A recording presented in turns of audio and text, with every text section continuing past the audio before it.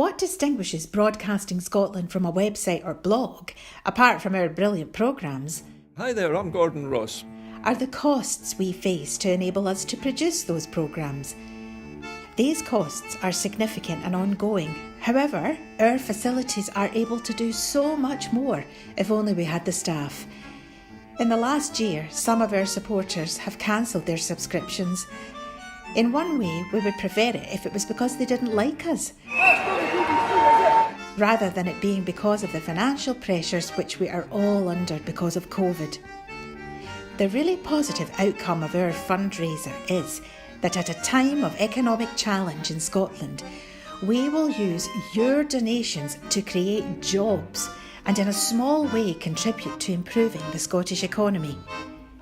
If you want us to be Scotland's independent broadcaster, able to provide an alternative mainstream television platform. What distinguishes Broadcasting Scotland from a website or blog, apart from our brilliant programmes? Hi there, I'm Gordon Ross. Are the costs we face to enable us to produce those programmes. These costs are significant and ongoing. However,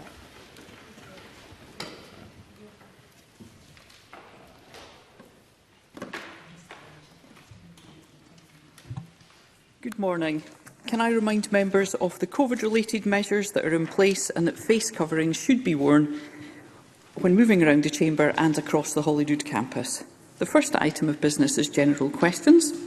In order to get in as many people as possible, I'd be grateful for short and succinct questions and responses. And at question number 1, I call Mercedes Villalba.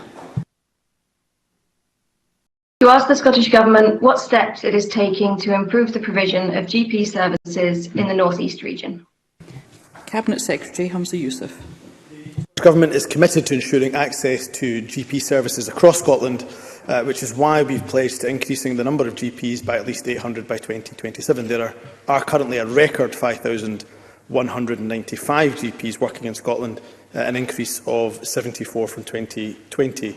The Scottish Government offers a wide range of initiatives in Scotland to attract GPs to rural settings in particular, including Golden Hellos, bursaries for newly qualified GPs to take up posts in hard-to-fill rural locations.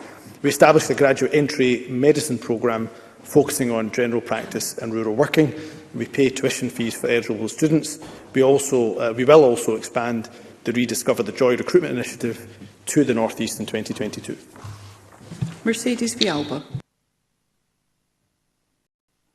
The provision of GP services in Aberdeen is coming under increasing strain due to 6 of the city's publicly run medical practices being put out to tender for private contract. I understand that Scottish ministers are unable to intervene in the arrangements for individual practices, but the minister has also already informed me that he does expect satisfactory systems to be in place for the benefit of all patients.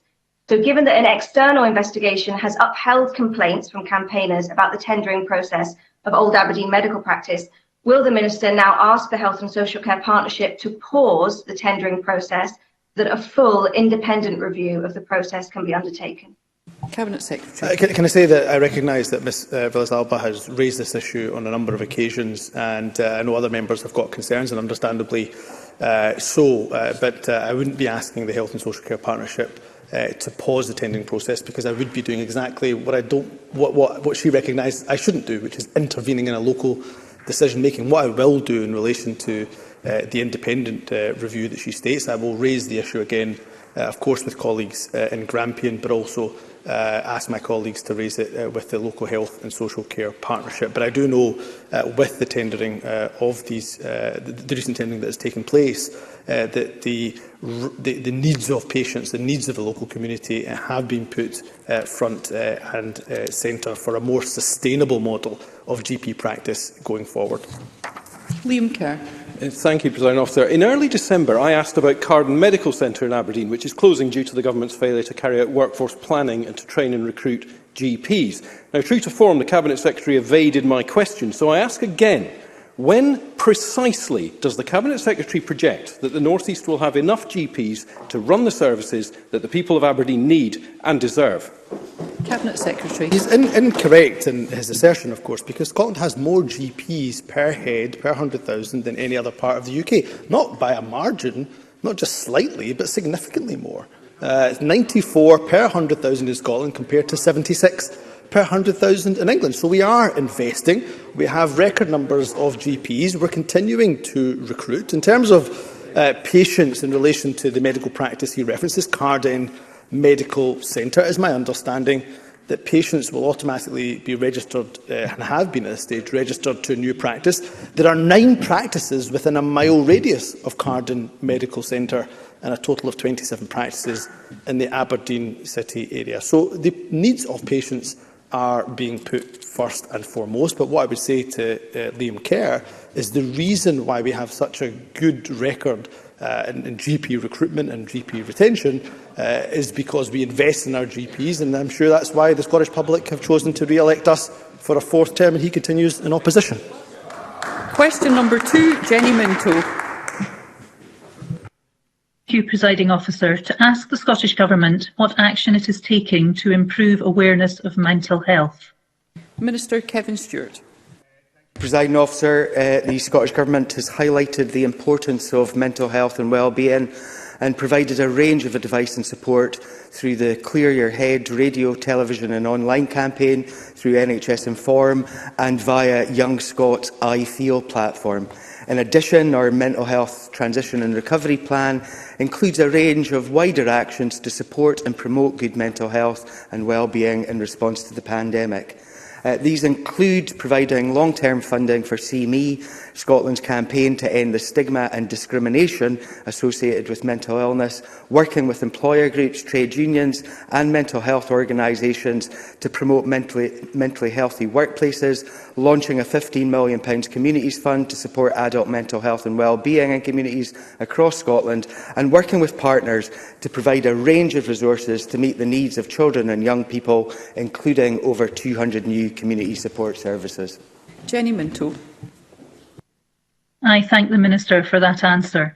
Next Monday, the 17th of January, Samaritans will hold their yearly event, #BrewMonday, to remind everyone to reach out for a cuppa and a catch-up with the people they care about. Would the Minister join me in supporting this event, which can also be carried out virtually? Minister. Thank you, Presiding Officer, and I certainly join Ms Minto in her support for the Samaritans. I greatly value the important work of the Samaritans and I'm delighted to support their Brew Monday event. This is really important. I recognise that January can be a difficult time of year for lots of people at the best of times. But we all have our good days and bad days, but there's always a sense that the short days, the poor weather and the end of the festive season can have an impact, and we should all come together to help one another through that. And I applaud the Samaritans for their efforts in these regards, and I would urge every member to support the Brew Monday event. Carol Mockin. Thank you, Presiding Officer. At Tuesday's Health, Social Care and Sports Committee, a leading occupational therapist, Suzanne Shields, called on parliamentarians to, and I quote, give children and families access to free physical and leisure activities with support in place. Does the Minister agree this is a key area that the Scottish Government has to focus on as an immediate priority in relation to mental health policy? And what assurances can he give to the many children and families today for whom physical and leisure activities are either too expensive or often far away? Minister. Thank you, Presiding Officer, and I believe that play and physical activity is extremely important in ensuring folks' mental well-being.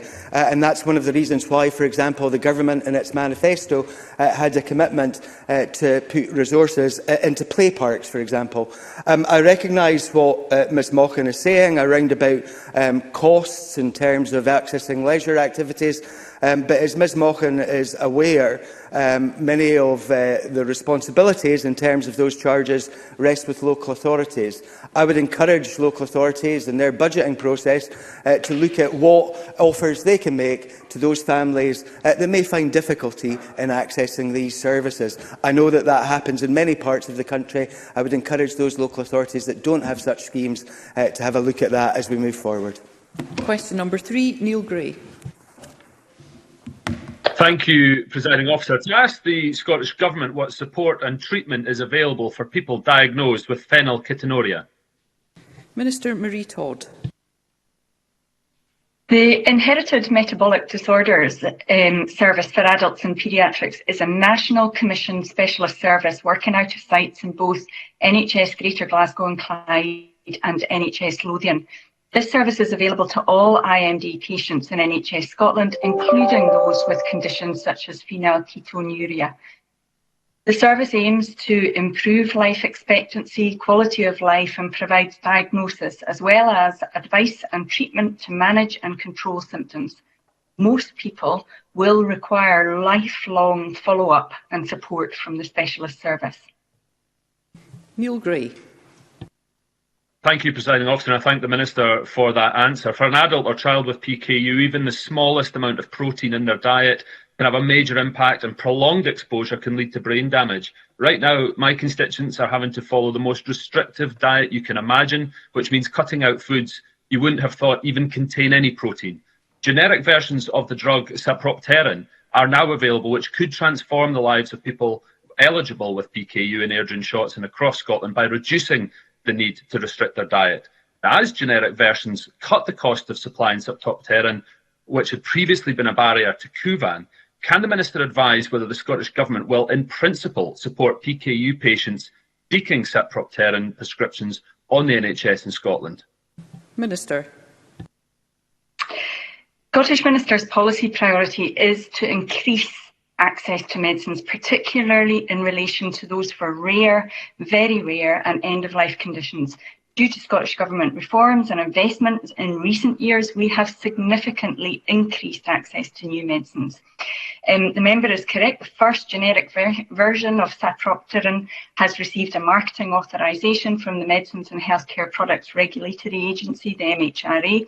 To ensure best value for NHS Scotland, NSS National Procurement will shortly be tendering for the future supply of sapropterin to NHS Scotland. Given the launch of the first generic, we are currently considering how best to provide advice to health boards on whether sapropterin should be made available for routine use in NHS Scotland based on the latest available evidence. Question number 4, Fulton MacGregor. Thank you, Presiding Officer. To ask the Scottish Government what action it has taken to encourage people who are able to donate blood, particularly during the winter period and ongoing COVID-19 pandemic. Minister Marie Todd. So I would like to take the opportunity to thank blood donors for continuing to come forward over the particularly difficult winter period in spite of the ongoing pandemic. This has meant that the Scottish National Blood Transfusion Service has been able to provide enough blood to meet the needs of patients, and although the situation can be volatile, so I would encourage those who can donate blood to continue to do. SNBTS has well-developed plans in place to ensure it has sufficient donors, and there have been successful radio, television and media campaigns over the festive period to encourage donations. Fulton MacGregor.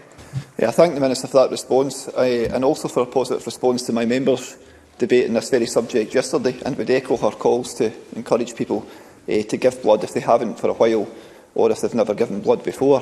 But given the importance of donating blood to the wider NHS and the fact that the number of donors did drop during the first year of the pandemic, will the Government commit to considering what more it can do to increase the number of active blood donors, including, for instance, encouraging workplace schemes allowing employees time off to donate blood? Minister. So I know that SNBTS is already doing good work with many organisations to highlight the need for blood donors, but I am very happy to look at what the Scottish Government can do to support that.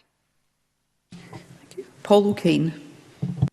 Thank you, Presiding Officer. I was delighted to participate in Fulton MacGregor's debate on this topic last night, and indeed to raise the fact that last year, historically, we removed the ban in Scotland on gay men and bisexual men donating blood, which has opened up a whole new range of people being able to donate. Can I ask the Minister what she is doing to promote that amongst communities, so that people who may think that that stigmatised rule still exists can be told that it doesn't and they can become blood donors?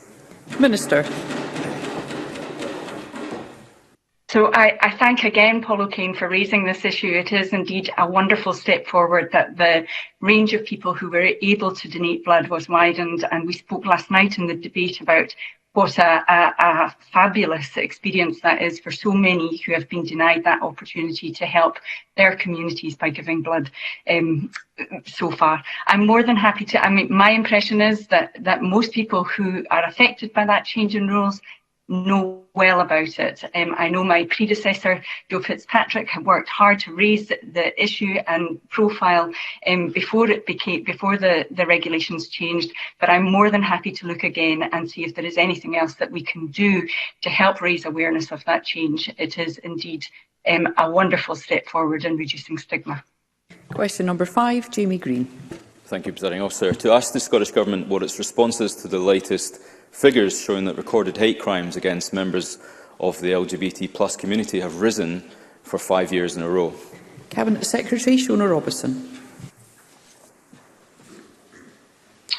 Any form of hate crime towards our LGBTI communities is completely unacceptable, and whilst the rise in recorded hate crimes may be driven by the willingness of victims to report incidents, we're certainly not complacent and remain committed to building inclusive communities. We're providing over £3 million of funding between 2021 and 2024 to tackle inequality and realise rights for LGBTI people. A recent report shows the progress we and partners have made in tackling prejudice and fostering community cohesion, and we'll continue work with stakeholders to co-create a new hate crime strategy to guide how we tackle hatred and prejudice in Scotland. Jamie Greene. I do share the Cabinet Secretary's sentiment. There's simply no place for intolerance and hatred of this nature in Scotland.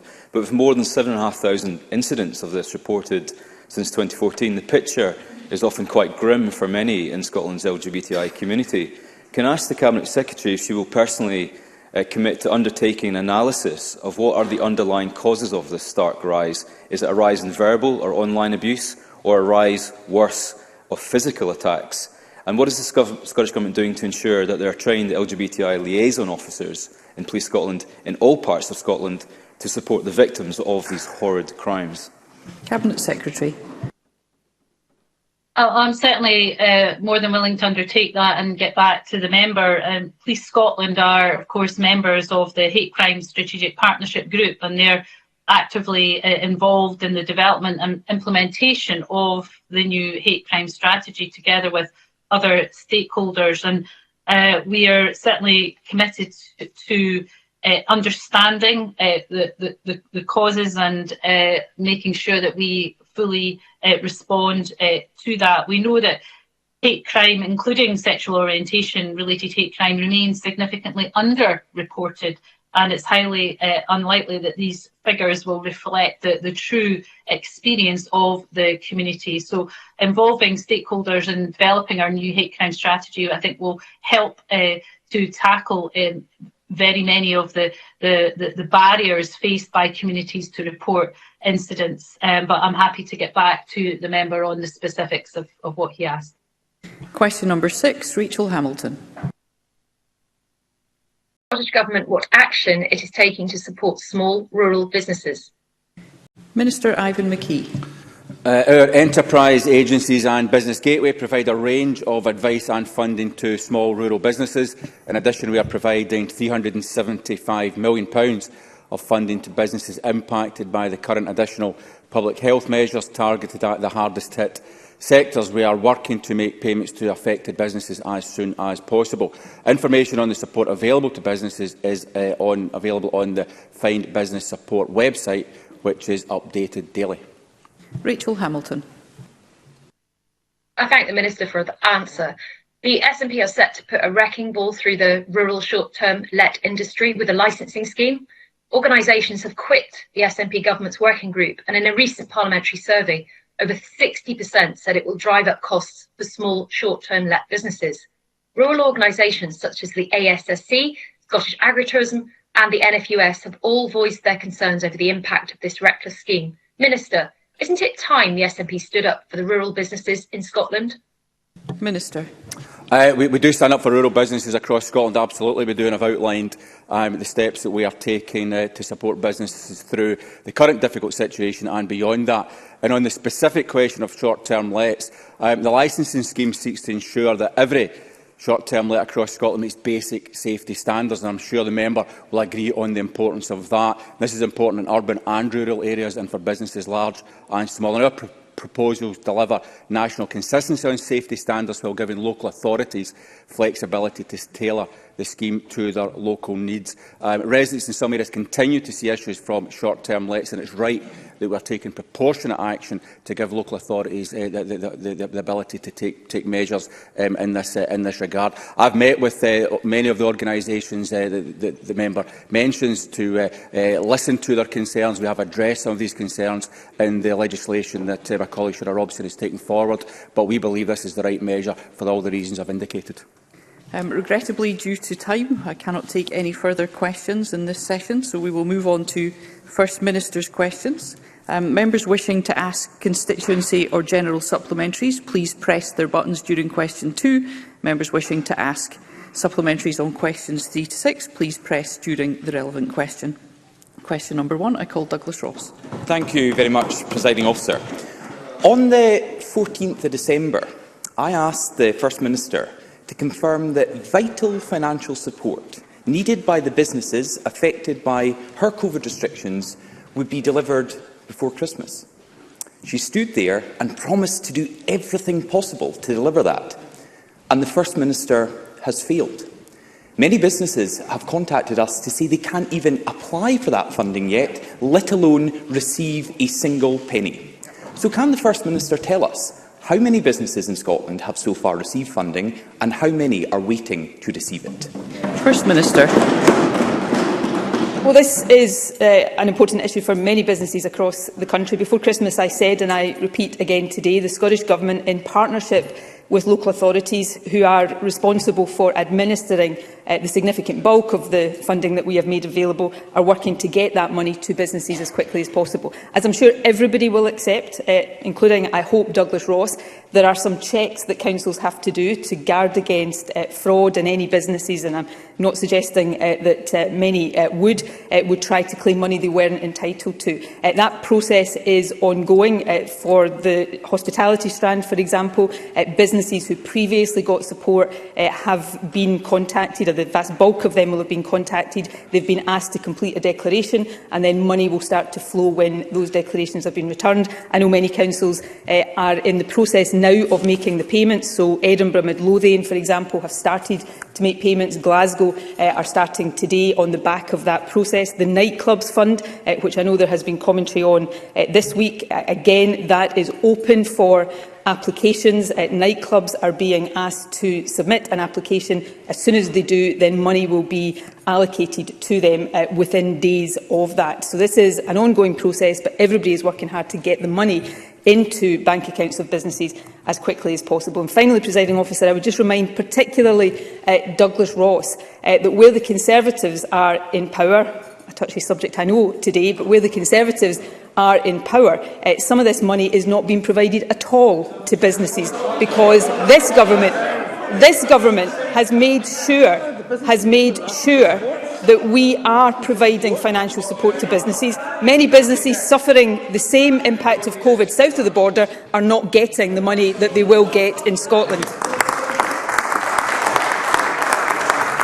Douglas Ross. So let's just look at the First Minister's answer. Apparently, this is an important issue, yet she couldn't tell us how many businesses in Scotland have received the funding and how many businesses are still waiting. She stood in this chamber and promised to do everything possible to deliver the funding before Christmas. And here we are in the middle of January. And businesses are telling us the process is going at a snail's pace. But the First Minister somehow defends it or blames councils for not acting quickly enough. The responsibility is on the Scottish Government. Absolutely. The SNP in Scotland added these restrictions which have impacted businesses, but they've not delivered the funding.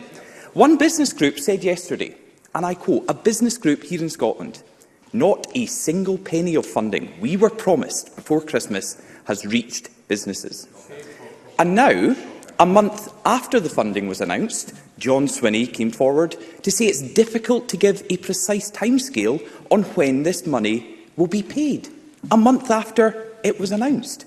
First Minister, this has happened time and time again during the pandemic. The SNP are quick to demand more funding from the UK Government, but very slow to actually get it out to the businesses who need it. So, First Minister, is a month-long wait for this vital funding really good enough for our businesses? First Minister. Well, at least under an SNP government, money is being allocated to businesses and will get to businesses. Under a Tory government, money is not getting to businesses at all.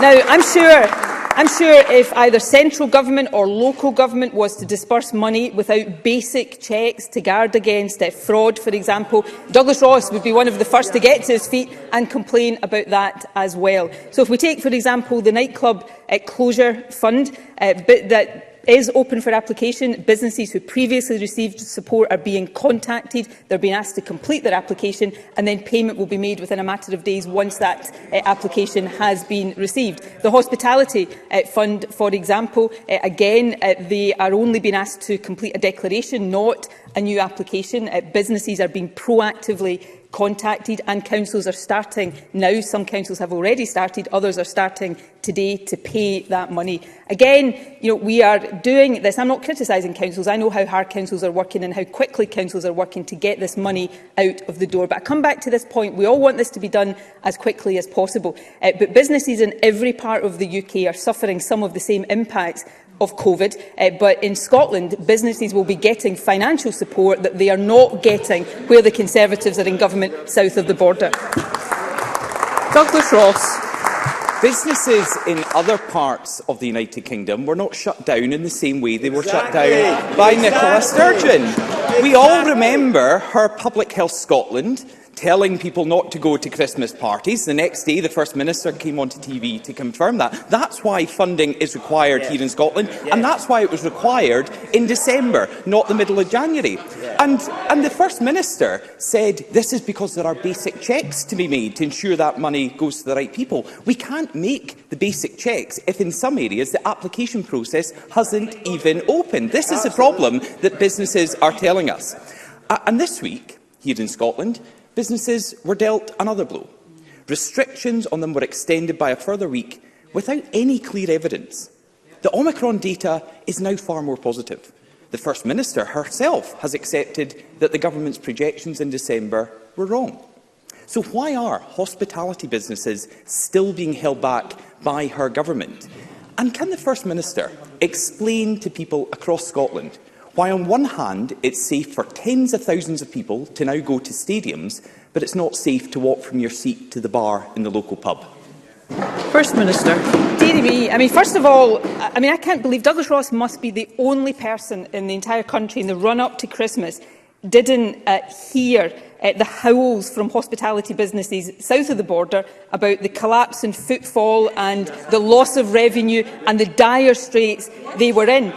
He's standing here trying to suggest that businesses in every part of the UK haven't suffered these COVID impacts. But the difference in Scotland, of course, is that the Scottish Government has responded in a way much greater than the Government has south of the border. The application, I've already said, again, Douglas Ross might just want to listen on hospitality. It's a case of businesses being contacted, asked to complete a declaration. That process is underway. That money has started to flow. In terms of the nightclub closure fund, the application process is open, and that money will be flowing soon as well, because we take our responsibilities seriously to actually allocate money and then get that money to businesses in a way that the Tory Government is simply not doing to anywhere near the same extent. And secondly, the projections before Christmas were not wrong. What happened is that we didn't just fold our arms and accept those projections as inevitable. We took proportionate, sensible, balanced action. The public responded, as they have done throughout this pandemic, magnificently, and we were able to change the course of those projections. If Douglas Ross had been standing here, something that I know is hard to contemplate for people in Scotland and even harder for some people in his own party, it seems, but if Douglas Ross had been standing here, is he really saying that he would have not responded to those projections in December? Because if that had been the case, we would be in a seriously difficult position right now. Because we took sensible action, we are now lifting those restrictions, but we are doing so in a phased and responsible way. And finally, Presiding Officer, Had I followed the advice of Douglas Ross over these past months, we wouldn't have face coverings still being used in Scotland. We wouldn't have some of the mitigations we have in schools. We would not have taken many of the sensible actions we've taken, and we'd be in a much worse position than we are in right now. So I'll continue to follow a sensible, responsible course to lead this country as safely as possible through the remainder of this pandemic. Douglas Ross.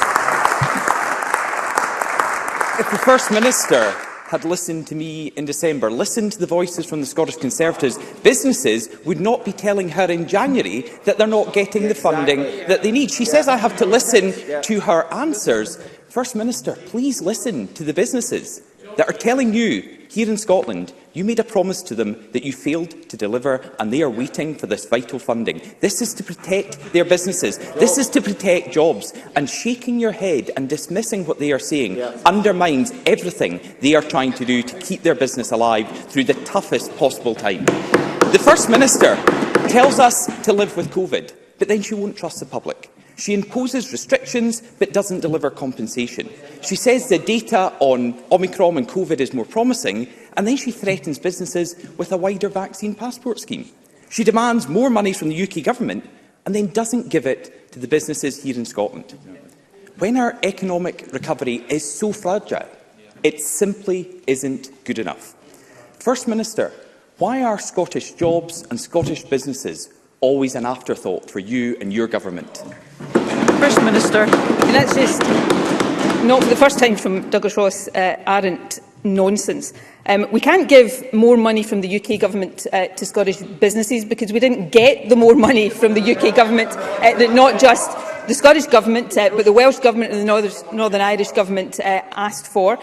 We managed to find within our own resources additional money so that we can get extra support to Scottish businesses, because we do accept how important it is in the face of this ongoing challenge to provide as much support as we possibly can for businesses. So we are in a process right now, Scottish Government working with local government, to get that money out of the door into the bank accounts of businesses. And I come back to a central point. That is money that will get to businesses, that counterpart businesses in south of the border will not get, even although they have suffered much of the same impact as businesses here in Scotland are suffering. And I don't know, I lose track week on week as to what exactly Douglas Ross thinks we should or shouldn't do to tackle COVID.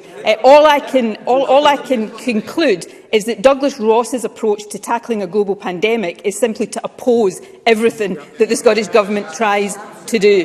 Thank goodness he hasn't been responsible for these difficult decisions, because on his display in opposition, the country would be in a sorry mess over COVID had he had anything to do with these decisions. So we will continue to take responsible decisions, we will continue to support businesses, and we will continue to lead this country as safely as possible through the COVID pandemic. Question number 2, Anna Sarwar. Presiding Officer, almost 10 months ago, the First Minister said her focus was on getting the NHS back to normal. But today, almost 2 years into the pandemic, things are getting worse and not better. And while I accept Omicron has put more pressure on our NHS services, many of the promises we are facing were avoidable. In September, residents in Lanarkshire were told to expect delayed and cancelled operations as the Health Board was put into code black. This week, they have gone further, introducing a suspension of many GP services for at least the next 4 weeks. Patients were told that NHS services would be cut, except for the ones that, in the Health Board's words, they would never wish to stop. This is an unprecedented situation affecting the health and well-being of over 650,000 Scots. Isn't it the case that for people in Lanarkshire, their entire health service has now effectively been turned into an emergency-only service? First Minister. No, that's not the case. Let me reflect on the first point Anna Sarwar made, though, there, which is that 10 months ago I stood here and I accept that that will be the case, and said that we were focusing at that point on getting the NHS back to normal and back on track. 10 months ago, if my memory serves me correctly here, we hadn't had the Delta variant, nor, of course, had we had the Omicron variant. This pandemic has dealt us 2 significant additional blows since that period 10 months ago. So I accept that that means that what we had hoped would be the case in terms of the... Anna Sarwar saying it's after Delta. That may or may not be the case, but what I'm saying here, and I think any reasonable person listening to this would accept, is that this pandemic has continued to deal us blows that we weren't necessarily anticipating. So yes, that means that our NHS is still struggling with the weight of COVID in a way that we all hoped wouldn't be the case by now. But our NHS boards, those working in the NHS, every single day right now, are undertaking that task magnificently. Now, in terms of Lanarkshire, NHS Lanarkshire has operationalised at level 2 of their GP escalation framework. That's not the most serious level. There are level 0, 1, 2 and 3 of that. That is something they have initially said is for a 4-week basis, but we have asked them to review that weekly and report to the Scottish Government on the status of that. They previously had to do that at an earlier stage of the pandemic in 2020, and that ensures that, given the staff absences that are being experienced right now, they can continue to focus on the patients who most need care. None of us want to be in this position. We hope we'll be out of this position sooner rather than later, but that involves all of us continuing to take the responsible action to get COVID under control so that we can get our NHS fully back to normal. Anna Sarwar. The First Minister says that that's not the case in terms of emergency-only services, but the previous guidance did not include primary care. This now does include primary care, and they have said it's now essentially only protecting what they call never services. And I think it's also important to note that this was after Delta, to what the First Minister says, so we can't say that this is all due to Omicron, because NHS Lanarkshire was warning of pressure last July. Code Black was put into place in October. That was long before Omicron arrived in the UK. But by allowing the situation in NHS Lanarkshire to reach crisis levels, the First Minister has let down patients and staff who believed her when she said there was a recovery plan in place. And across Scotland, over 650,000 people are now languishing on NHS waiting lists. 60,000 people have been on a waiting list for more than a year. In 1 month alone, over 1,600 operations were cancelled just hours before they were due to happen. The number of people and the length of time they are waiting keeps going up. First Minister, you promised a recovery and a catch-up plan. Shouldn't recovery mean that things are getting better, not worse? And shouldn't catch-up mean the waiting lists are coming down, not mounting up? First Minister.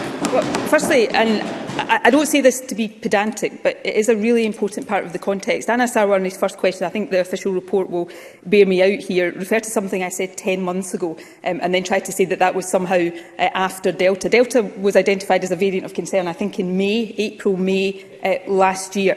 And since Delta, which caused significant additional disruption to the health service and society, we've of course had Omicron, and we've been dealing with that since. So none of us want to be in this position, but I think any reasonable person would realise that that has seriously frustrated the attempts on the part of the NHS, just as it has attempts across wider society to get back to normal. That's the context that we are dealing in. Now, in terms of Lanarkshire, Anna Sarwar, I think, is mixing up 2 different escalation frameworks. There is the Scottish Government Board Performance Escalation Framework, which he has cited to me before in the context of the Queen Elizabeth University Hospital. But at the start of the pandemic, the GP escalation framework was also put in place, which goes from level 0 to level 3. Lanarkshire is currently at level 2, which is the practices may need to request reduced access to some services in order to focus on the most serious patients. That's been put in place in Lanarkshire for a short period. We've asked for it to be reviewed weekly. In terms of waiting times more generally, we are focusing as much as possible on supporting boards to recover the position in terms of backlogs in waiting times, but key to doing that is to reduce the pressure that's on boards and in hospitals that is being caused by COVID. Now, hopefully, over the next few weeks, as we start to see the Omicron position ease, that will happen, and those recovery efforts can escalate and accelerate. This is a really difficult position for the NHS, but it is one we need to support it through. But the sooner we get COVID back under control, the sooner those efforts can step up again. Anna Sarwar.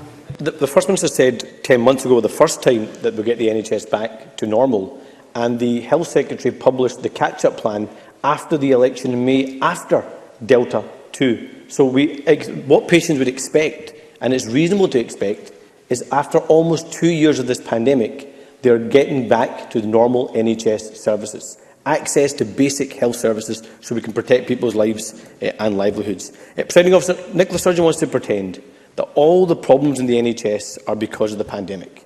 But she has been in government for 14 years and she's been First Minister for 7 years. The NHS was under-resourced and undervalued by this government before the pandemic. We had a workforce crisis before the pandemic. There were over 3,500 nursing and midwifery vacancies. And let's not forget that Nicola Sturgeon, as Health Secretary, cut the number of training places. The Royal College of Emergency Medicine say that we are at least 1,000 beds short in the NHS. This government cut double that. And there was a staggering 450,000 of our fellow Scots on NHS waiting lists even before the pandemic. Presiding Officer, patients are suffering, staff are burnt out. Isn't it the case that we don't just need a recovery plan from COVID, we need a recovery plan from 14 years of this SNP government? First Minister. Well, of course, the people of Scotland had the opportunity to make that choice less than a year ago, and they, of course, recorded their verdict on that.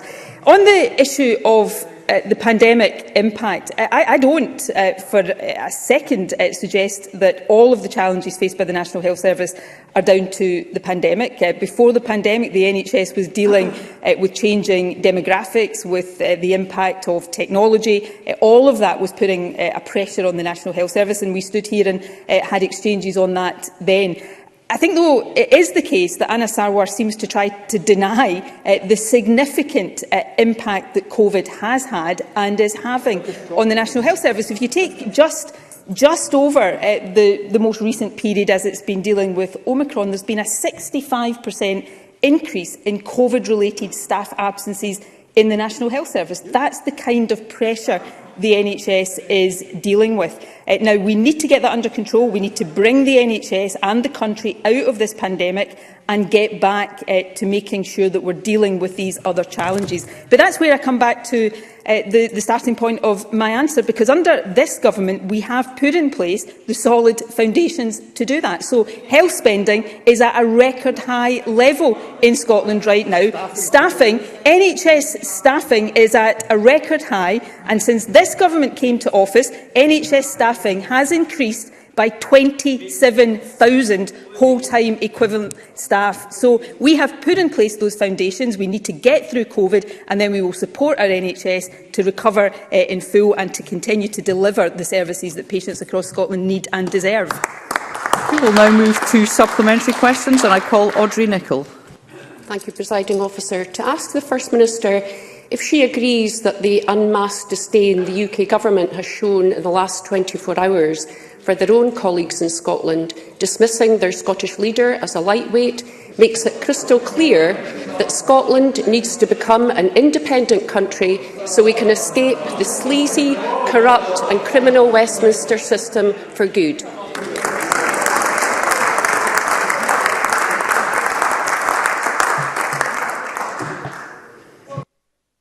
I think, as we've just seen, have big political differences with Douglas Ross, but even I'm not as derogatory about him as his own Tory colleagues are being. Not a big figure, lightweight. These might be personal insults directed at the leader of the Scottish Conservatives, but actually they say something much deeper about the Westminster establishment's utter contempt for Scotland. If they can't even show basic respect for their own colleagues, what chance do the rest of us have? The fact is, Westminster thinks Scotland doesn't need to be listened to, can be ignored, and now we're being told we have to thole a Prime Minister that his own colleagues think is not fit for office.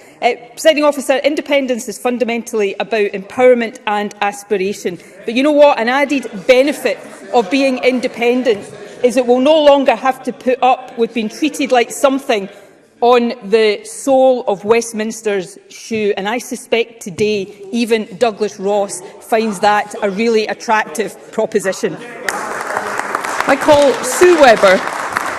Sue Webber. Thank you, Presiding Officer.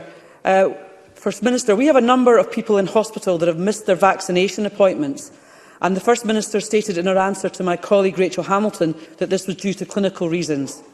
Could the First Minister investigate the possibility of reviewing the policy and the protocols in acute hospital settings to give these patients and anyone else who wants an inpatient vaccine? First Minister. I'm happy to ask the Health Secretary to look at that to see whether any change is required to be made. But I would repeat again and ask the member to take this in good faith. There is no blanket policy in place right now that stops inpatients in hospitals getting a vaccination if their clinician thinks that they should get the vaccination. So if we can accept that that is the case, I will absolutely undertake to see if there is anything else in the wider protocols that is leading to a situation where people who could or should be getting the vaccination are not getting it. So I'll ask the Health Secretary to look at that and write to the member once he's had the opportunity to do so. Call Monica Lennon. Thank you, Presiding Officer. I listened to the First Minister's reply to Anna Sarwar. I have to be really blunt here. People in Lanarkshire are very afraid of becoming sick, and for those who are already unwell physically and mentally, they're at breaking point because many have been on waiting time since before the pandemic. People like Liz Barry, who I've mentioned before. The code black situation has been going on now for 12 weeks. First Minister, I wrote to the Cabinet Secretary, who I think is sitting beside you, on the 9th of December, asking for an urgent meeting with all the MSPs in Lanarkshire because we're all worried, and I didn't even get a response. So can I ask the First Minister, what am I supposed to tell constituents in Lanarkshire who are reaching for the Samaritan Scotland phone number because they can't get through to GP surgeries? They feel they're not allowed to go to A&E. The letter from NHS Lanarkshire yesterday didn't even mention mental health. So it's very scary to hear suspension of services when you are not a doctor and you can't decide if you actually are an urgent person. So please, First Minister, can we get that meeting that I asked Humza Yousaf for, and can we get sight of a plan so that people in Lanarkshire can start to sleep better at night, please? First Minister. Well, look, I understand that not just for patients in Lanarkshire, but for patients across Scotland and indeed for the wider public, this is a really anxious time because of the ongoing challenges of COVID and the impact that is having on the National Health Service, secondary care and primary care, but also the impact that is having in many aspects of life that pre-COVID people would have taken for granted as normal. All of us want to get that back to normal as quickly as possible. Key to that is getting and keeping COVID under control. And as we do that, and as we come out of COVID, supporting the NHS to recover. The step that's been taken in NHS Lanarkshire, of course, nobody wants any health board to be in that position, but it is about making sure that they can maintain access to essential GP services at a time of unprecedented demand and also unprecedented staff absences. People, of course, can continue to use GP services where that's essential, wider community pharmacy services, NHS Inform, where they have questions or queries that they need answered. This is a short-term measure. Nobody wants or will allow it to be in place for longer than necessary, and we will continue to take steps to support the NHS to get all services back to normal as quickly as possible for all patients across the country. Mark Ruskell. Thanks. This week we've seen tens of thousands of young people successfully apply for the national entitlement cards that will open the door to free bus travel across Scotland at the end of this month. And we've also seen some schools and libraries help those who are the hardest to reach to apply for the card. So can I ask the First Minister, what more guidance can the government give to councils to make sure that those who could benefit the most from the scheme successfully get their cards by the end of the month? First Minister. Well, firstly, I'm delighted, as I'm sure many people are, that applications are now open for free bus travel for young people under 22. The scheme goes live from the 31st of January and it will make public transport so much more affordable for children and young people. Obviously, local authorities are key delivery partners, so we have already provided them with a toolkit to help them communicate the scheme to local residents, including providing information on the range of ways in which people can apply. As Mark Ruskell has said, in some areas schools are coordinating applications on behalf of pupils, other councils are using public libraries, and all partners are working hard to make the application process as accessible as possible. We know that some people might need additional support, so we're working with delivery partners to make sure that all young people and their families can be reached so that they're aware of the scheme and know what they need to do to make an application. But I'd hope that everyone across Parliament will recognise the substantial social and economic benefits benefits the scheme will bring for children, young people and families, and crucially as well for our climate and environmental policies. And I hope everybody across the Parliament will help promote it to young people and families in their own constituencies. John Mason.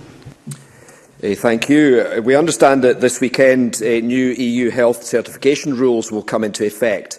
Has the Scottish Government had any reassurance from the UK Government that Scottish exporters will not be damaged by yet more delays at borders? First Minister. Well, we, on an ongoing basis, seek assurances from the UK Government that the implications of Brexit will not cause disruption or indeed continued disruption to Scottish exporters. I don't think I could say that we've been given adequate assurances, because I'm not sure there are adequate assurances that can be given. Brexit, by its very nature, all that it brings in its wake, causes disadvantage and disruption. The Scottish Government, for our part, will seek to do everything we can to support businesses through that, but it does underline again the fact that Brexit is something that is against Scotland's interests and has been done to us against our democratic wishes. Douglas Lumsden. Presiding Officer, at the Common Select Committee this week we heard that 400 jobs had been lost at Aberdeen Airport since the start of the pandemic. Can the First Minister outline what support the Scottish Government will give to our airports, or is this industry another industry that the First Minister has turned her back on? First Minister.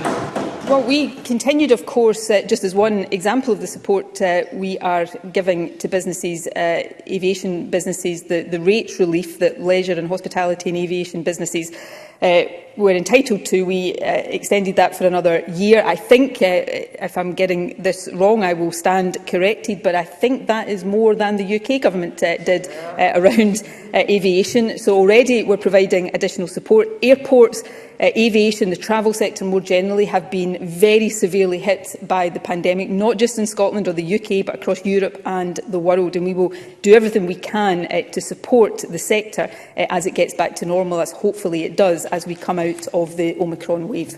Question number 3, Oliver Mundell. Thank you, Presiding Officer. To ask the First Minister what deadline the Scottish Government has set for making any further changes to this year's examinations process. First Minister.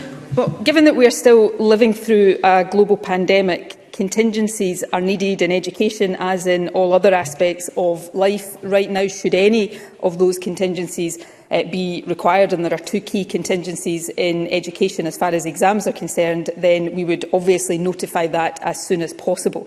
However, firstly, I hope that is not the case. I hope we don't need to activate those contingencies, and as has been clear since August, our firm intention this year is that exams will go ahead.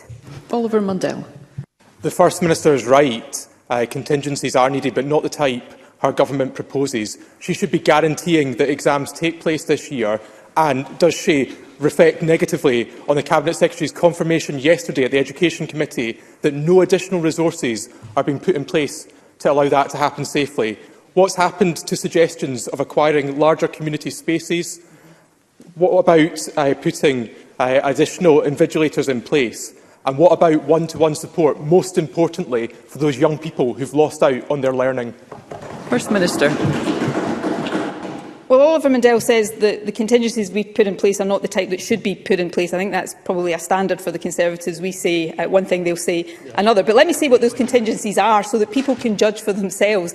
The first contingency is that if education is further disrupted, which we all hope it won't be because of developments in the pandemic, then additional support will be provided for those studying for exams. I'm interested that Oliver Mundell doesn't think that's an appropriate contingency. I think it is indeed an appropriate contingency. The second contingency is that if public health advice says that it wasn't safe for young people to come together to sit exams in the traditional way, then we'd go back to a situation akin to the last 2 years where we would have teacher judgment coming to bear instead of exams. Again, I think an appropriate contingency. We don't want to have to use either of those contingencies because we want exams to go ahead because we think that's in the interest of young people. But lastly, Presiding Officer, Oliver Mundell asked me to guarantee things. I would really love to be able to guarantee all sorts of things, but we are still living through a global pandemic. In the last, as we've just, in my exchange with Anna Sarwar, we've just been reflecting on, we've had 2 new variants of this in the last few months alone. None of us can guarantee the immediate future in the context of this pandemic, but we make plans based on what we hope will be the case, and right now that is to allow young people to sit their exams this year as normal, but have sensible and appropriate contingencies in place in case something happens that makes that impossible. Willie Rennie. To be frank, the Education Secretary has made a right mess of this. She issued 2 conflicting statements within 2 days, including making a major announcement on Twitter, which is hardly the forum for such a major announcement. There was such confusion that the SQA had to step in to clarify. Does the First Minister think this is the right way to treat pupils preparing for exams right now? First Minister. I just think that's a complete misrepresentation of the position, if I may say so. The Education Secretary set out, I'm sorry if Willie Rennie missed it, but the Education Secretary set out, I think in a statement to this Parliament, I think in August last year, what the intention was of the Scottish Government in relation to exams this year, that exams would go ahead. But as she was reflecting, as I have just reflected again, when we're living through a global pandemic, there has to be contingencies in place. But that intention for exams to go ahead hasn't changed. And if he's referring to the same Twitter exchange I saw, what the Education Secretary was rightly seeking to do was not make announcements on Twitter, but to deal with some of the confusion that I think, if I may say, Presiding Officer, has been added to by the misrepresentations of opposition politicians, as we've just heard from Willie Rennie. Question number 4, Kenneth Gibson. Thank you, Presiding Officer. To ask the First Minister what steps the Scottish Government will take to urgently progress the green transition in North Ayrshire following the closure of Hunterston B Power Station on 7th of January. First Minister. Well, the workers at Hunterston B have made a really valuable contribution to our energy security over very, very many years, and I've no doubt they will continue to distinguish themselves through the safe decommissioning of the site. While this will rightly take time, we must plan and invest in the green transition of North Ayrshire. We have invested £103 million into the Ayrshire Growth Deal, and we're working with partners to deliver projects which I know will help create the good green jobs that are needed in the region. We'll also publish a draft energy strategy and just transition plan this year, setting out how we will work with businesses, trade unions and communities to manage the economic and social impacts of a changing energy system. Kenneth Gibson. I thank the First Minister for that answer. The closure of Hunterston B is the end of an era for North Ayrshire, regardless of one's view of nuclear power. 125 jobs have been lost, with more to follow over the next 8 years as the plant defuels and is then decommissioned. Significant investment bringing 900 jobs is being considered in terms of subsea solar energy cable manufacturing at Hunterston Port and Resource Centre. Does the First Minister agree that the efforts of Scottish Government agencies working with North Ayrshire Council must be redoubled and ongoing to attract and consider further potential job-creating developments at Hunterston? First Minister. Yes, I agree very much. I mean, as Kenny Gibson knows all too well, I grew up in North Ayrshire, not too far from Hunterston B Power Station, so I know first-hand how important it has been over many years to the local economy there. So it is important, as it decommissions, that we do support that green transition. The Ayrshire Growth Deal is central to that. The Scottish Government and our agencies are working with regional partners to support the delivery of Hunterston Port and Resource Centre projects, the proposed subsea cable that Kenny Gibson refers to, as well as multiple other projects across Ayrshire that are included within the deal. These projects, of course, are led and driven by colleagues in North Ayrshire Council on behalf of the wider deal, but it is really important that we fully support that, and I can give an assurance that the Scottish Government will continue to do so. Katie Clark. Last month, I raised with the Minister for Business, Trade, Tourism and Enterprise that whilst North Ayrshire Council have set up a task force to look at the economic development at Hunterston, their ambition has always been that the Scottish Government be involved with a ministerial task force to look at the development of the Hunterston Park site. Is this something that the First Minister will look at, given how important it is to ensure that good quality trade unionised green jobs are created, but also that given that it's an area of environmental importance with a site of special scientific importance, that the biodiversity and environmental concerns are also taken into account. First Minister. I'm happy to give consideration to that wider point. I certainly accept the importance of the environmental considerations for the reasons the member has set out. Obviously, it's for the Scottish Government to set the wider policy and strategic framework, which we will do through the draft energy strategy, through the Just Transition Plan that I refer to, both of which will be published over the course of this year. Beyond that, I think it is right that these plans are driven by local councils and local agencies. As I said earlier on, the Scottish Government is contributing over £100 million to the Ayrshire growth deal. So that balance between local leadership and strategic direction from the Scottish Government is always one that we need to be careful to get right. But I'll give consideration to the wider point and revert to the member as soon as possible. Jamie Greene. Thank you. I too would like to thank the workforce at Hunterston who have been an integral part of the North Ayrshire economy, but also community. But nowhere in the question by Mr Gibson, or indeed the First Minister's answer, did I hear an explanation as to how the SNP's current moratorium on exploring new nuclear energy or technology, or even having a sensible debate about it, will support either job creation in North Ayrshire or secure reliable energy for Scotland. Why, therefore, First Minister, is the Scottish Government simply not interested in exploring Scotland's potential to be a world leader in this field? First Minister. Well, people will continue to debate these issues, and that is right and proper. I and my party have made clear our views on new nuclear power over many years. In summary, there are two reasons lying behind that. New nuclear power is not good value for money for taxpayers, to be blunt about it, and there is still the issue of what we do with the nuclear waste that comes from nuclear power that nobody has been able really to satisfactorily resolve. Of course, Scotland has an abundance of renewable energy potential in the not too distant future. We'll hear the outcome, for example, of the ScotWind leasing round, which is about ensuring we maximise our offshore wind potential. We are focused on making sure, both for our energy needs, but also for the jobs and economic needs of the country, that we maximise that vast renewable low-carbon potential we have got, and that's what we'll continue to do. Question number 5, Brian Whittle. Thank you, Presiding Officer. To ask the First Minister what data the Scottish Government has collected on the number of people diagnosed with cancer and the stage at which they are diagnosed since the start of COVID-19 pandemic, and how this compares with pre-pandemic data. First Minister. Public Health Scotland published latest staging data for breast, lung and colorectal cancers in November last year. That report showed that the number of people diagnosed at the earliest stage is lower than would have been expected had the COVID pandemic not happened. However, more recent data shows that more patients are being treated now on an urgent suspicion of cancer pathway compared to the situation pre-COVID. Also, since the start of the pandemic, we have established the first early cancer diagnostic centres and launched public campaigns, including on lung cancer, to raise awareness of the vital importance of early diagnosis. And we've also committed an additional £20 million to the Detect Cancer Early programme. Brian Whittle. Could I thank the First Minister for that answer? But, First Minister, I have a friend who's just been diagnosed with an aggressive form of prostate cancer that unfortunately has spread to other areas. He was diagnosed at stage 3, having waited 6 months for his test.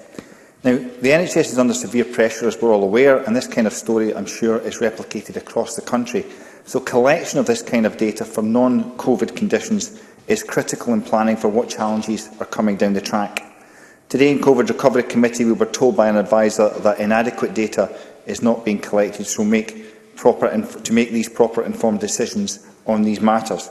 So does the First Minister agree with me that data collection and analysis is crucial in forward planning, included for post-COVID planning? And if so, what will the Scottish Government do to support the development of data collection as quickly as possible to help the NHS as it plans its future strategy? First Minister.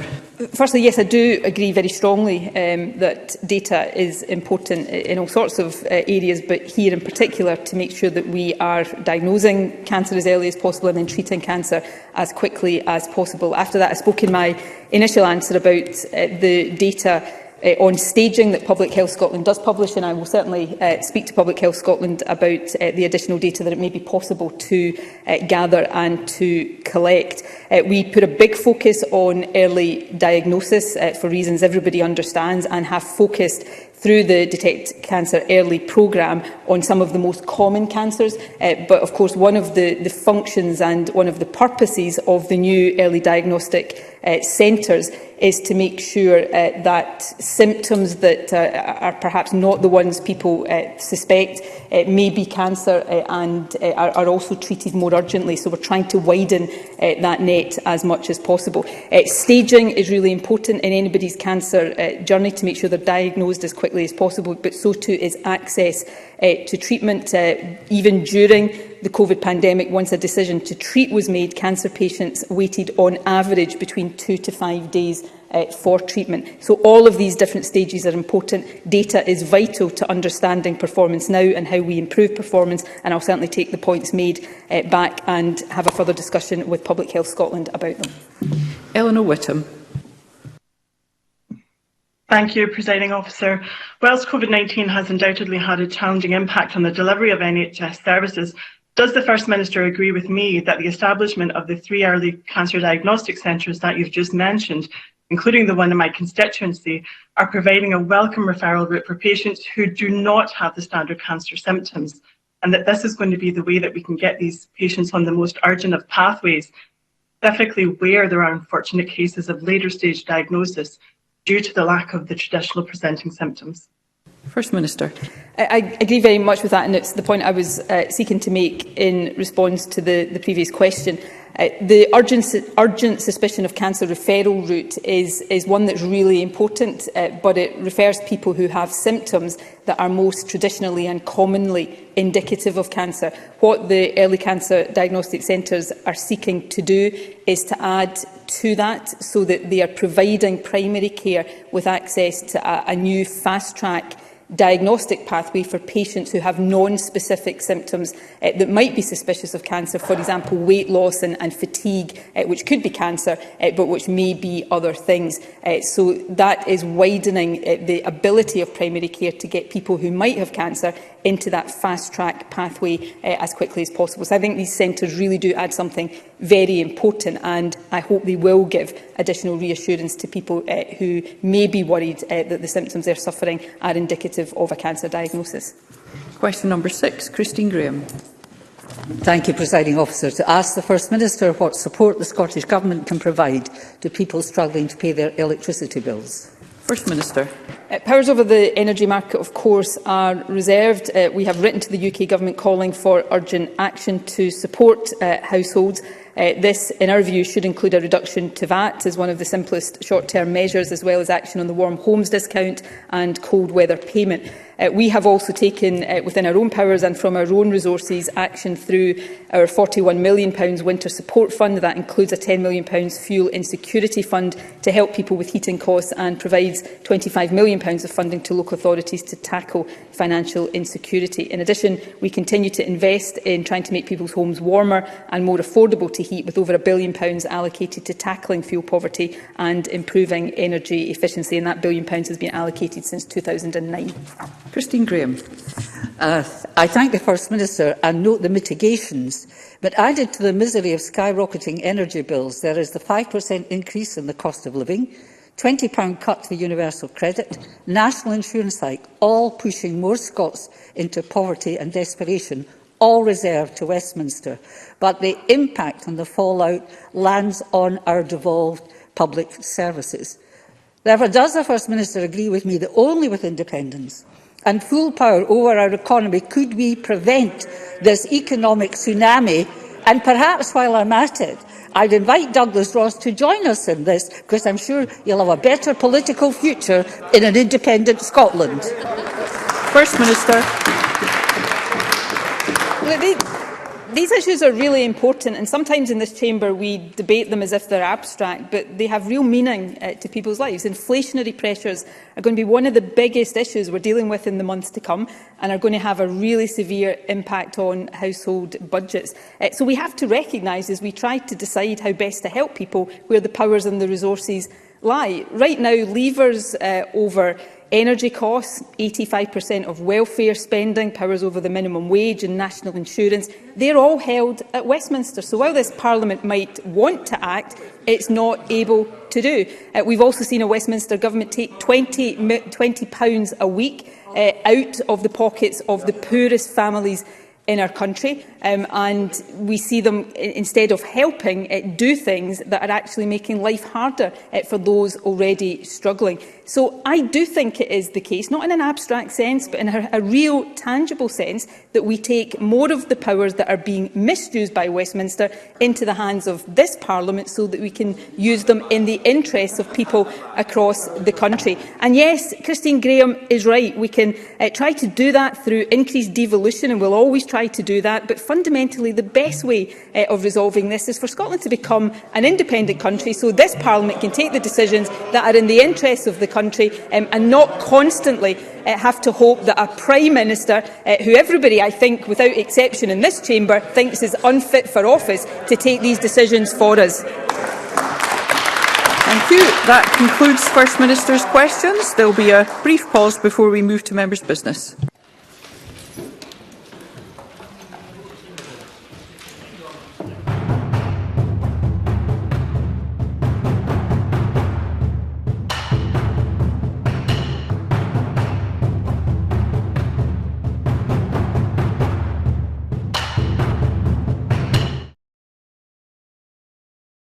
What distinguishes Broadcasting Scotland from a website or blog, apart from our brilliant programmes? Hi there, I'm Gordon Ross. Are the costs we face to enable us to produce those programmes.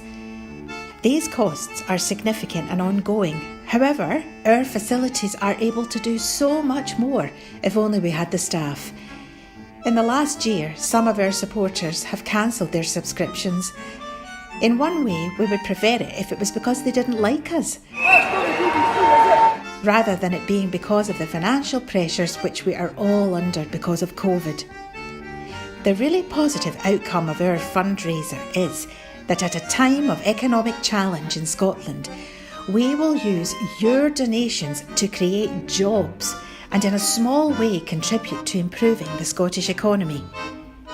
If you want us to be Scotland's independent broadcaster, able to provide an alternative mainstream television platform, then please support us. Scotland is going to be an independent country. Just imagine what we could do if we had even 1% of the BBC Scotland channel's budget. Imagine. And then please consider turning your imagination into reality. Please support us if you can afford it.